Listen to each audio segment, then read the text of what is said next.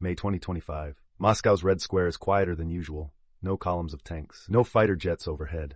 Russia's annual Victory Day parade, once a showcase of military might, is now a scaled-back event, shaped by war, security fears, and shifting global alliances. At the same time, headlines from Paris, Damascus, and Nairobi reveal a world in flux, where power, trade, and justice are being renegotiated. This week, the world's attention is split. In Russia, a 3-day ceasefire between Moscow and Kiev holds, brokered by U.S. President Donald Trump. It's a rare pause in a war that's dragged on for years. The ceasefire allowed a significant prisoner swap as part of the U.S.-led peace deal, though Russian President Vladimir Putin stated that Ukraine had not yet responded to the proposal. Russian President Vladimir Putin declared the war is coming to an end and called for direct peace talks, suggesting former German Chancellor Gerhard Schröder as his preferred European Union negotiator. But some German officials were quick to dismiss this as not credible, stating that Russia's conditions have not changed. Meanwhile, the world's trading powers are on edge. In Paris, G7 trade ministers meet under the shadow of new threats. President Trump threatens a 25% tariff on European vehicles, targeting a weak spot in the German economy. The move comes after the Turnberry Agreement, a deal to cap U.S. tariffs at 15% and eliminate EU tariffs on U.S. industrial products, remains unratified by the European Parliament. For now, Trump agrees to delay any decision until July 4th after talks with European Commission President Ursula von der Leyen. But the message is clear. Economic leverage, not ideology, is steering transatlantic relations.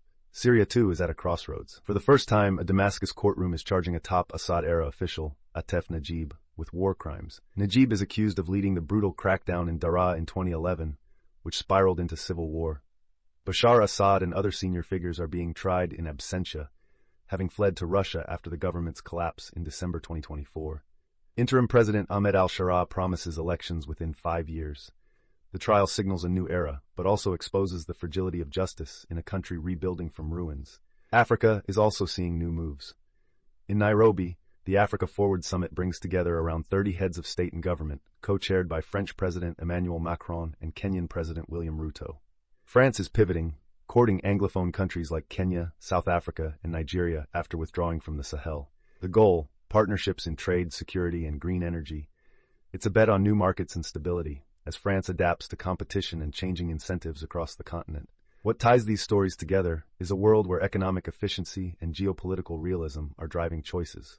For Moscow, a scaled-back parade is less about symbolism and more about risk management, an admission that costly displays no longer serve strategic interests. For Washington and Brussels, tariffs and trade deals are weapons as real as missiles, shaping alliances and market flows. In Syria, justice is not just about accountability, but about laying the groundwork for foreign investment and reconstruction.